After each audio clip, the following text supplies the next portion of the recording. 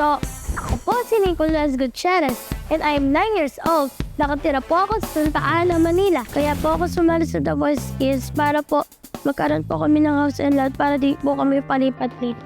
Kasi po yung bahay po namin na-demolish.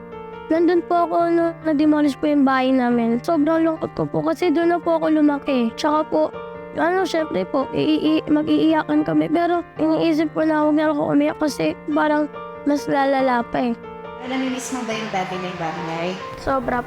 Sa taas po, doon kami naglaro magpipinsan. Doon po sa baba, yung mga magulang po namin nagchichikahan, yung bawal po pakinggan namin. Bukod sa pagiging singer, balita ko, gusto mo rin daw maging isang designer. Opo. Pwede bang sampulan mo kung yari, de-designan mo ko? Ano ba bagay kaya sa akin? Yes po. Sana po, proud po kayo sa akin. And thank you sa pagsusuporta sa akin. Love you po.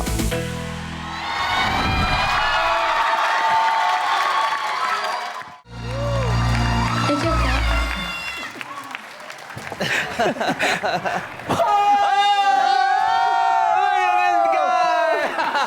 Sup, bro? Hey, buddy. You're so cute! Thank you po. Ano pangalan mo? Nicolo po. Nicolas Gutierrez. Ilan taon ka na, Nicola? 9 years old po. Naaalala namin yung sarili namin nung 9 years old kami. As in, ganyan-ganyan yung itsura namin. Pero hindi kami marunong kumanta ng kasing ganda mo, Nicolo. Ang sarap pisilin lang pisngi nitong bata to. Alam niyo yung pelikulang Up? Russell. Russell. Napag-usapan namin na pag umikot kami, dapat dalawa kami. Pero inunahan ko na si Miguel na umikot na ako.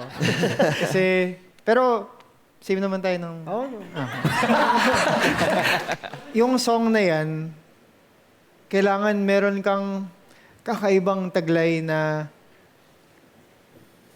experience, tsaka pag-intindi sa emotion ng kanta. Bakit mo napili yung kantang yun?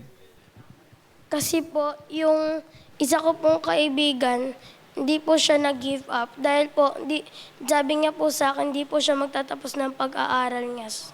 Tapos sabi ko sa kanya, ipursige niya kasi sayang naman yung chance. Palakpakan naman natin si Nico. Good job, sir. Words of wisdom. Good job. Grabe. Nakikita mo ba yung mga mata ko ngayon, Nicolo? Sa pagkanta mo, napaiyak mo ako. Oo.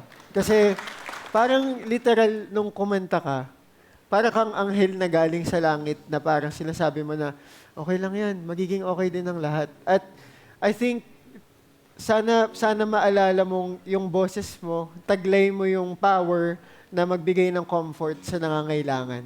Palakpakan naman natin si Nicolo. At dahil dyan, sobrang happy kaming i-welcome ka sa team ng Benkada! Yeah! Woo! Let's go! Grabe ka, Nicolo. Pwede mo Oh my goodness! Gusto niya rin siyang i-hug, di ba? Yes! Yes! He's so cute.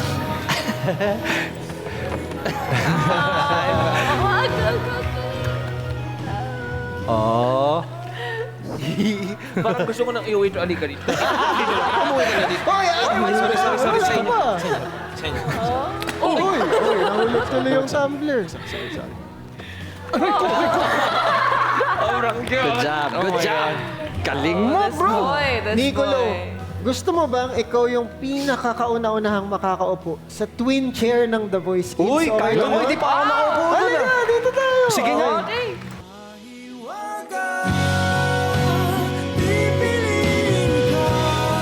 Gusto mo ba, sobrang special, gusto mo bang sumakay ka dyan habang iikot? Oh,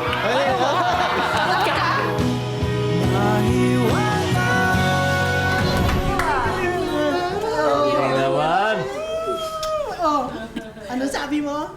Pogi ni Sir Ding Dong, pero kasing puti ng... Ako nga pala si Ding Ding. Baka may gusto ka sabihin sa mami at lola mo. Thank you sa pagsuporta po sa akin. Naka-ready na ang munggo with rice mo. Favorite mo.